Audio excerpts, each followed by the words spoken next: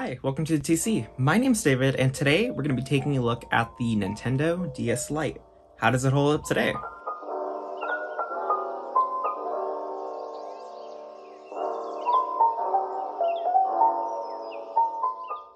The Nintendo DS Lite was introduced to the public on January 26, 2006, and it was the successor to the original Nintendo DS.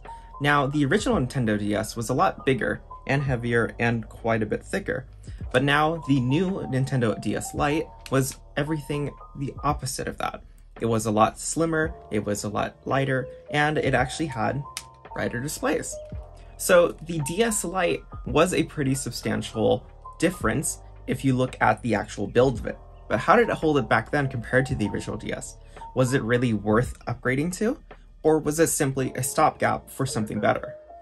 Okay, so for the boring specs, here's the rundown. The entire body is composed of a polycarbonate finish, and this is actually pretty shiny on the outside while the inside is a matte finish.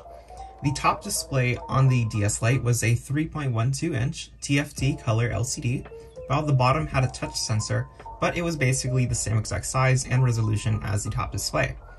Speaking of resolution though, this is definitely not a strong spot of the DS Lite.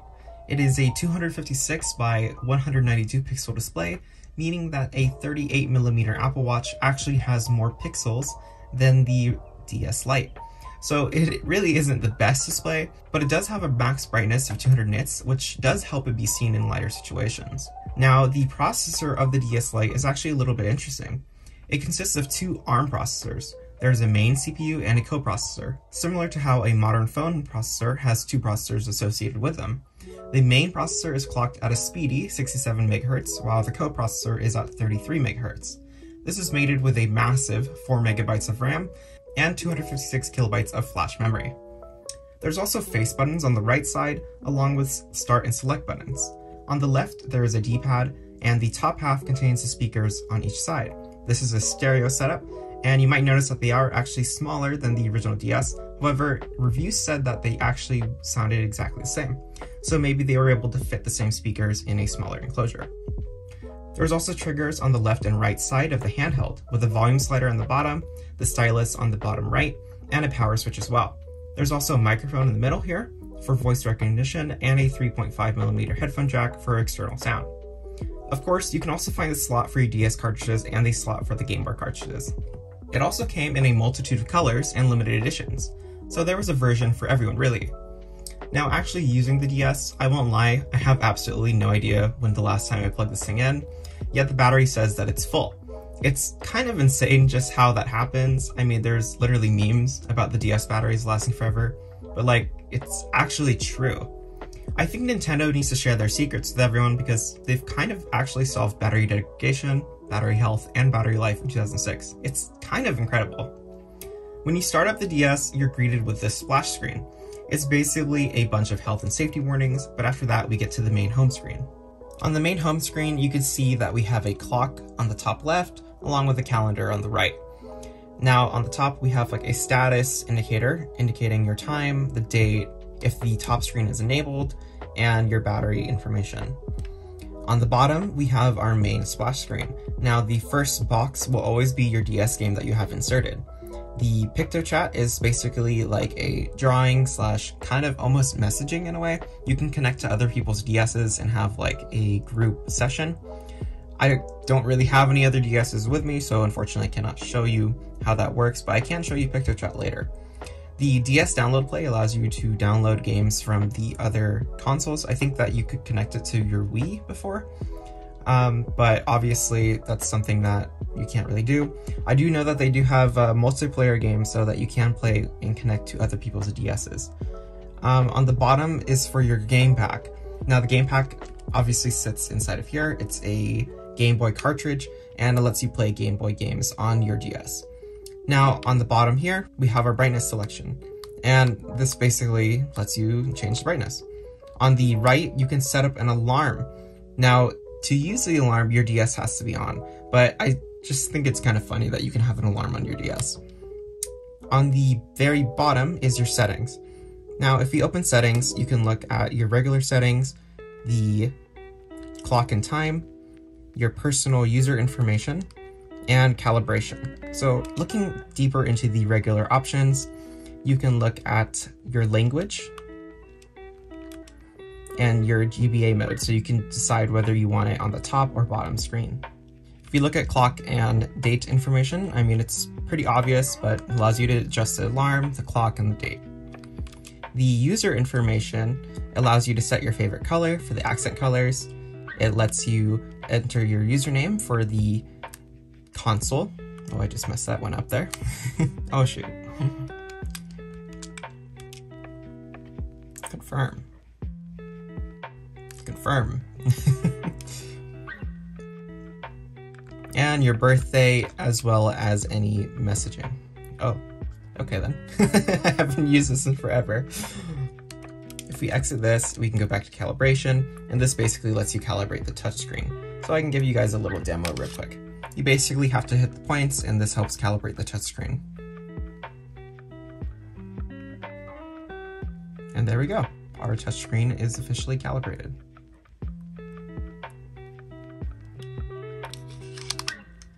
One of the things I don't like about the DS is that every time you do anything, you basically have to shut it down and restart the console. This is a bit of an annoying thing, but that's just the unfortunate truth about this. So now that our console is turned off, I can go ahead and restart it again.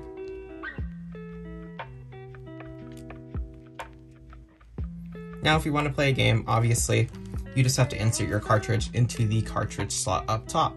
And if you want to play a Game Boy game, the cartridge slot is on the bottom. Now I have Kingdom Hearts in here, so we can go ahead and try that out. So I think I have a saved game in here, so I can just go ahead and continue.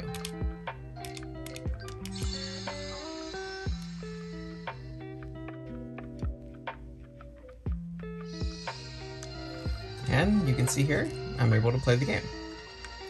Now, if you look at the actual UI of the DS, you can see that a lot of information on the bottom is mainly kind of your extra information, and sometimes they'll have like little mini games down here, while the top screen is usually used for whatever you actually need to do. So this is mainly your display, while the bottom is more for like actually inputting and doing things in. You can see though how the resolution of the DS does limit the actual text readability and kind of graphics of it. But I mean, if you consider that this DS is something that you can just kind of bring with you, and it has pretty good battery life, yeah, I mean, I have no issues with actually using something like this. I think it's pretty cool that something from this long ago is still working perfectly fine, even though it's been, God, I don't know, maybe like 2006. So we're almost to, what is that, like we're 15 years now?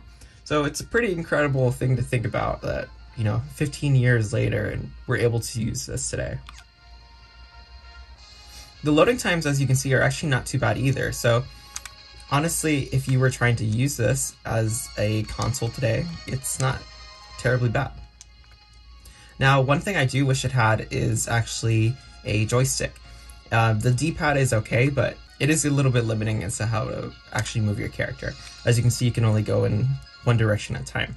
Even if I press both together, it is a little bit limiting. Now, if I do want to stop using or stop playing a game, of course I can go ahead and save real quick.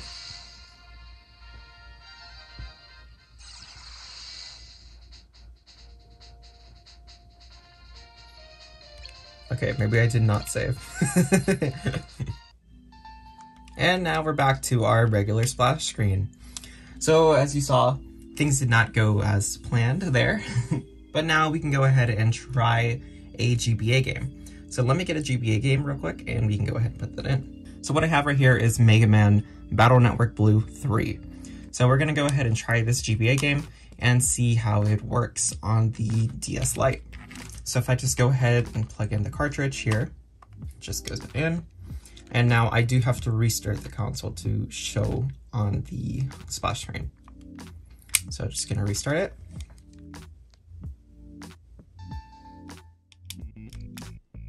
And now it says start GBA game. So if I click that, we can go ahead and start. And you can see here, it uses the top display only since obviously the Game Boy only had the one display.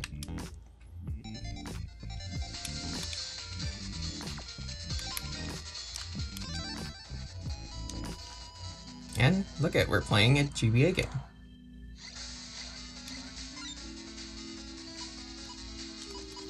I haven't played this in forever, so I'm gonna be honest, I have no idea what any of this stuff is. But I just wanted to show you guys that you actually can play GBA games, and it works pretty well. It's a really good emulator, honestly. But why wouldn't it? I mean, it's made by Nintendo.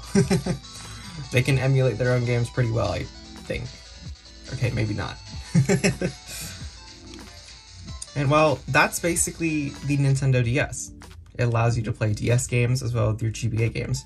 But the Lite version obviously made it a lot more pocketable and a lot more manageable to hold for a longer session. Of course, you didn't get the same battery life as the full DS from before, but I think having that extra pocketability makes the regular DS a lot better of a console, because you're able to bring it with you a lot easier than you would the regular DS. The regular DS was quite a bit larger, so having the much slimmer design and a lot lighter helps let you bring this with you in a lot more places, in my opinion. Before I forget, I actually did want to show you guys PictoChat.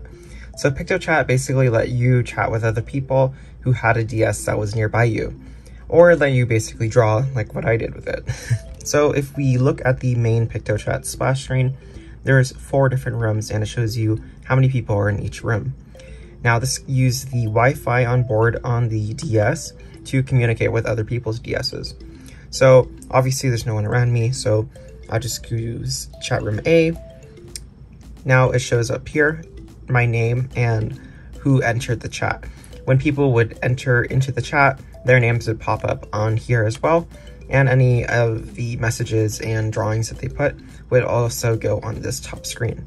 Everything on the bottom here is registered for just the text and drawings. Now obviously I can put in a message like hello, and if I send it, it pops up here. So you can see how this would be used to message other people near you, or just kind of have fun with others. I like to use it for the drawing function actually. So if I use this, I actually don't remember that it was this small. I thought it was the full screen, but it's been a while. So if I use this, see, I can basically draw onto the screen here.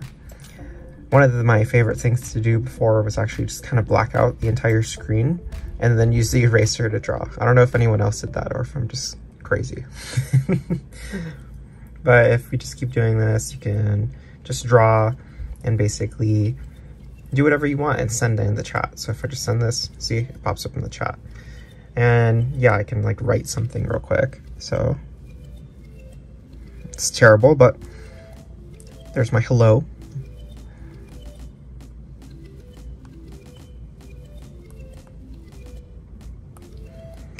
And basically you can see how this would be used to chat with other people around you. It's a neat little thing that they decided to put in the DS, in my opinion, and I think it was actually a really cool thing to put, because I would, you know, use this with my brother sometimes on like road trips or whatever, and it was just kind of fun to mess around with this. So that's PictoChat basically. If you ever use PictoChat, let me know in the comments below. I feel like not a whole lot of people around me used it, but I had friends and stuff who used it too. I guess it was just kind of there, and people just kind of used it with their friends mostly. I never really saw any like random people using it around me, but yeah, it was fun to use. Now, did you guys own a Nintendo DS Lite back in the day? Let me know in the comments down below. This was actually one of my first consoles I ever had. I did actually have my brother's old Nintendo 64, and I have a lot of memories of that too. Fortunately, it does not work anymore, but maybe someday I'll get another one. For now, the DS Lite will have to suffice my old nostalgia dreams. Let me know in the comments what you guys thought about the Nintendo DS Lite. Did you like having one? But you did have one? Do you still have one today? Is your battery still holding up today? I'm actually pretty curious to see how many people who have a DS Lite still have a full battery, even though it's been years since they charged it. Alright, well, thanks for watching, and if you liked the video, consider subscribing for more content just like this, and I'll see you guys in the next video.